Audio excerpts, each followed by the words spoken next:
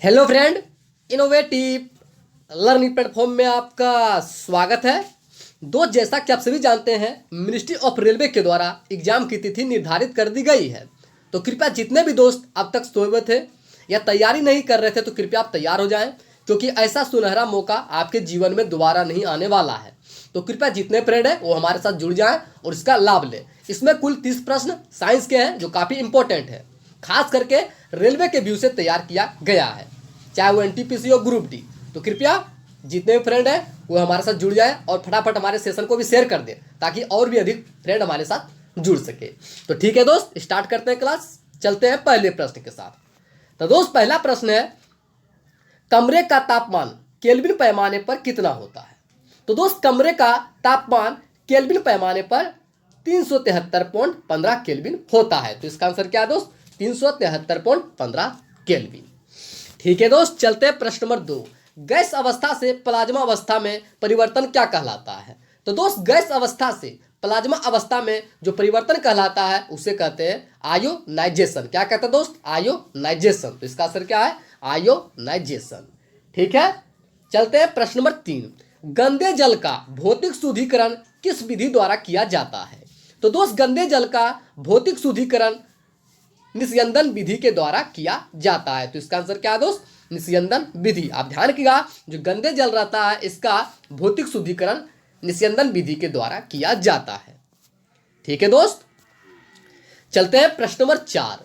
Canal किरणें किस प्रकृति के होते हैं? तो दोस्त, कैनाल किरणें ये किस प्रकृति के होते हैं? ये होते हैं धन आवेशित। आप ध्यान रखिएगा, जो कैनाल किरणें होती है ये धन आवेशित होते हैं, यानी कि इसमें प्लस आयन का बजट होता है। ठीक है दोस्त, चलते हैं प्रश्न नंबर 5। इलेक्ट्रॉन की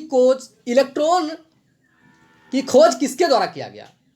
तो दोस्त, इलेक्ट्रॉन की खोज, जो इलेक्ट्रॉन है इसकी खोज जे थॉमसन के द्वारा किया गया है। आप ध्यान रखिएगा, जो इलेक्ट्रॉन है इसकी खोज किसके द्वारा किया गया? तो यह है जे थॉमसन। ठीक है दोस्त, चलते हैं प्रश्न नंबर 6। बेकिंग सोडा का रासायनिक सूत्र क्या होता है? तो दोस्त, बेकिंग सोडा, जो बेकिंग सोडा है इसका रासायनिक सूत्र होता है NaHCO3, जिसे हम खाने वाला सोडा भी कहते हैं। तो इसका सूत्र क्या है दोस्त? NaHCO3, जिसे हम क्या कहते हैं? सोडियम बाइकार्बोनेट भी कहते हैं। ठीक है दोस्तों, चलते हैं प्रश्न नंबर 7। तो दोस्त, प्रश्न नंबर 7 है, यदि किसी पिंड के वेग को दोगुना कर दिया जाए तो क्या होता है? तो आप ध्यान रखिएगा, यदि किसी पिंड के वेग को दोगुना कर दे तो इसका काइनेटिक वेग दोगुना हो जाएगा। क्या कहा दोस्त? काइनेटिक वेग दोगुना हो जाएगा। काइनेटिक मतलब कहे तो गतिज ऊर्जा। आप ध्यान रखिएगा, यदि किसी पिंड के वेग को दुगुना कर दें तो उसका गतिज वेग भी क्या होगा? दुगुना हो जाएगा।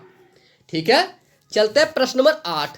सर्दियों के दिनों में कपड़े हमें गर्म क्यों रखते हैं? तो दोस्त, सर्दियों के दिनों में कपड़े हमें जो गर्म रखते हैं, क्यों रखते हैं दोस्त? ये रखते हैं शरीर की गर्मी को निकालने से रोकता है। आप ध्यान रखिएगा, सर्दियों के दिनों में कपड़े हमें गर्म इसलिए रखते हैं ताकि शरीर की गर्मी को निकाल सके।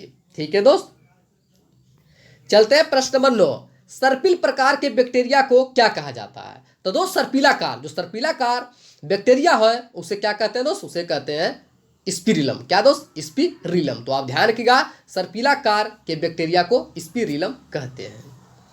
ठीक है दोस्त, चलते हैं प्रश्न नंबर 10। बर्ड फ्लू वायरस को क्या कहा जाता है? तो दोस्त, बर्ड फ्लू वायरस को N1H5 कहा जाता है। आप ध्यान रखिएगा, जो बर्ड फ्लू वायरस है इसे हम N1H5 के नाम से जानते हैं। ठीक है, चलते हैं प्रश्न नंबर 11। पोलियो वैक्सीन किसने विकसित किया था? तो दोस्त, आप ध्यान रखिएगा, जो पोलियो वैक्सीन है ये किसके द्वारा विकसित किया गया दोस्त? तो ये किया गया जॉन साल्क के द्वारा। आप ध्यान रखिएगा, जो आप पोलियो का जो वैक्सीन लेते हैं ये किसके द्वारा विकसित किया गया था? तो जॉन साल्क के द्वारा। ठीक है दोस्त, मुझे उम्मीद है कि आप लोगों को सेशन काफी पसंद आ रहा होगा। तो कृपया, यदि आप लोगों ने अभी तक सेशन को शेयर नहीं किया तो कृपया फटाफट शेयर कर दें, ताकि और भी फ्रेंड हमारे साथ जुड़ सके और इसका लाभ ले सके। ठीक है दोस्तों, चलते हैं प्रश्न नंबर 12। पानी के नीचे की वस्तुओं का पता लगाने के लिए किस उपकरण का उपयोग किया जाता है? तो दोस्त, आप ध्यान रखिएगा, पानी के नीचे की वस्तुओं का पता लगाने के लिए जिस उपकरण का हम उपयोग करते हैं वो कौन सा है दोस्त? वह है सोनार। आप ध्यान रखिएगा। ठीक है, चलते हैं प्रश्न नंबर 13। भारतीय अंतरिक्ष कार्यक्रम का जनक किसे कहा जाता है? तो दोस्त, भारतीय अंतरिक्ष कार्यक्रम का जनक जिन्हें माना जाता है वह विक्रम साराभाई। जो विक्रम साराभाई है उन्हें भारतीय अंतरिक्ष कार्यक्रम का जनक माना जाता है। ठीक है, चलते हैं प्रश्न नंबर 14। मोटापा मापने के लिए किसका उपयोग किया जाता है? तो दोस्त आप ध्यान रखिएगा, मोटापा मापने के लिए हम बीएमआई का उपयोग करते हैं, जिससे हम क्या बोलते हैं, बॉडी मास इंडेक्स। क्या दोस्त? बॉडी मास इंडेक्स, बीएमआई का फुल फॉर्म होता है, उसका उपयोग हम मोटापा मापने के लिए किए करते हैं। किसी भी मोटे व्यक्ति को कोई भी चीज मोटा हो, यदि उसका मापन करना हो तो बीएमआई के द्वारा किया जाता है। ठीक है, चलते हैं प्रश्न नंबर 15। तो दोस्त प्रश्न नंबर 15 है, परमाणु रिएक्टर में शीतलक के रूप में किसका उपयोग किया जाता है? तो दोस्त परमाणु रिएक्टर में शीतलक के रूप में हेवी वाटर का प्रयोग किया जाता है। क्या दोस्त? हेवी वाटर, जिसे हम ड्यूटेरियम ऑक्साइड भी कहते हैं। आप ध्यान रखिएगा, इसका आंसर क्या है दोस्त? Heavy water. ठीक है, चलते हैं प्रश्न नंबर 16। ऑप्टिक फाइबर मुख्य रूप से किसमें उपयोग किया जाता है? तो दोस्त ऑप्टिक फाइबर, जो ऑप्टिक फाइबर है या मुख्य रूप से संचार के रूप में उपयोग किया जाता है। कहाँ दोस्त? संचार के रूप में। तो इसका आंसर क्या है? संचार के रूप में। ठीक है, चलते हैं प्रश्न नंबर 17। झूले पर बैठे व्यक्ति का गति क्या होता है? तो दोस्त झूले पर बैठे व्यक्ति का जो गति होता है वो होता है आवर्ती गति। किस प्रकार का दोस्त? आवर्ती गति, या आप आवर्त गति भी कह सकते हैं। तो झूले पर बैठे व्यक्ति का गति होता है आवर्त गति। ठीक है, चलते हैं प्रश्न नंबर 18। कौन सा जीव पूर्व जन्म के साथ साथ बडिंग द्वारा उत्पन्न हो सकता है?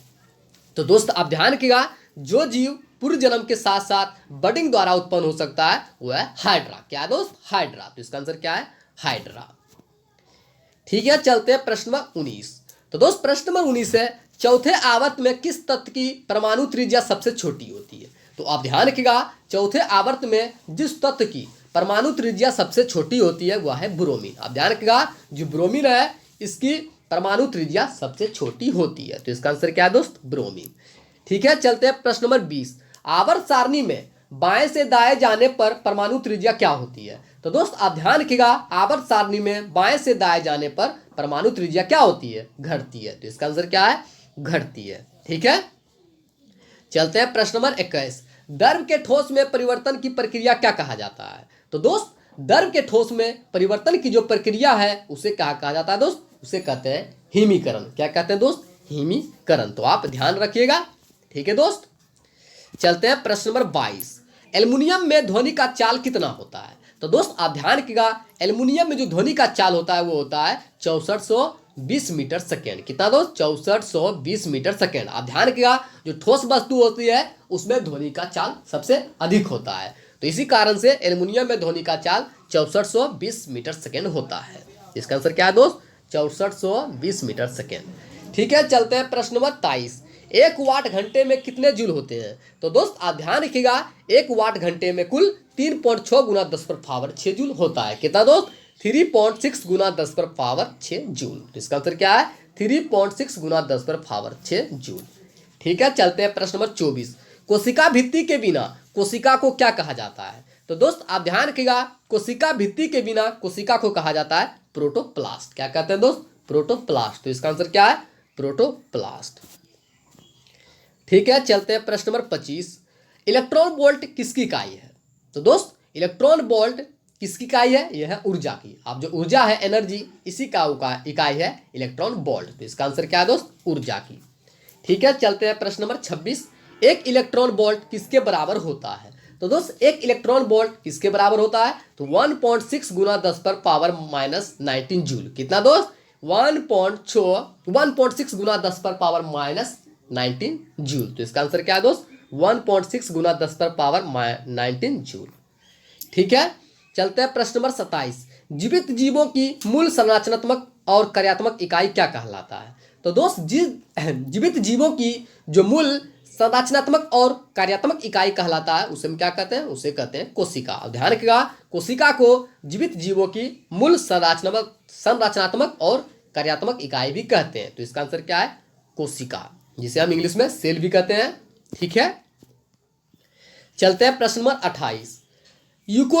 यूकेरियोटिक कोशिकाओं में प्लाज्मा झिल्ली किससे बनी होती है? तो दोस्त यूकेरियोटिक कोशिका में जो प्लाज्मा झिल्ली बनी होती है ये बनी होती है फास्फोलिपिड का। किसका दोस्त? फास्फोलिपिड। आप ध्यान रखिएगा, यूकेरियोटिक कोशिका में प्लाज्मा झिल्ली किसकी बनी होती है? फास्फोलिपिड का। ठीक है, चलते हैं प्रश्न नंबर 29। कौन सा साइटोप्लाज्मिक ऑर्गन सेल्स को यूकेरियोटिक कोशिकाओं के भीतर प्रोकैरियोटिक कोशिकाओं के रूप में जाना जाता है, तो उसे हम कहते हैं माइटोकॉन्ड्रिया। क्या कहते हैं दोस्त? माइटोकॉन्ड्रिया। आप ध्यान रखिएगा, जो साइटोप्लाज्मिक ऑर्गन सेल को यूकेरियोटिक कोशिकाओं के भीतर प्रोकैरियोटिक कोशिकाओं के रूप में जाना जाता है, उसे हम क्या कहते हैं? माइटोकॉन्ड्रिया। तो इसका आंसर क्या है दोस्त? माइटोकॉन्ड्रिया।